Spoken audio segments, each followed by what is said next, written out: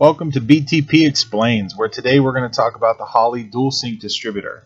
If you've been following along with our GTA build series, you'll know that we recently installed one in our 87 GTA.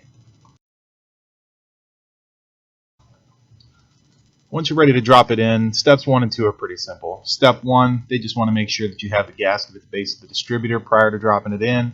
And step 2, they want to make sure that you put a little engine oil on that gear prior to dropping it in as well. Step 3 can actually be a little contradictory later on in the installation guide.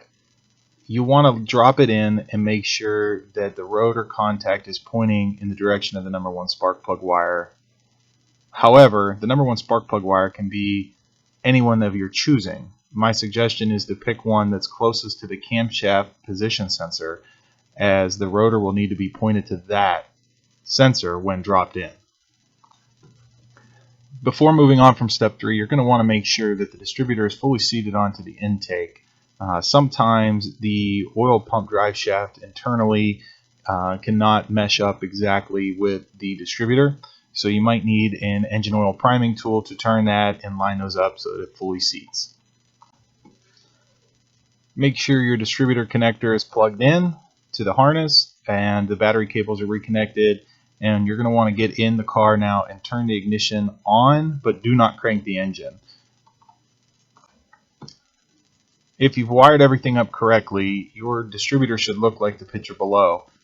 The rotor pointed to the camshaft position sensor with the crank LED and the cam LED on when the ignition is turned on.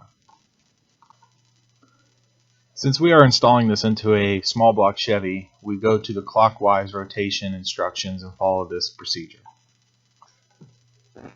So now we're slowly going to turn the housing clockwise until the crank LED turns off. Now you're going to slowly turn the housing counterclockwise until you see that crank LED light come back on. At this point, this is exactly where you want your distributor to be. You want to clamp it down so it doesn't move off of this point. Now, just as a disclaimer, this is an overall view on how to drop a Holley Dual Sync into a Gen 1 small block Chevy. Failure to install the distributor correctly can result in catastrophic engine failure, so if you are unsure of any of these steps or something doesn't seem right, please stop and consult with Holley or whoever the manufacturer may be.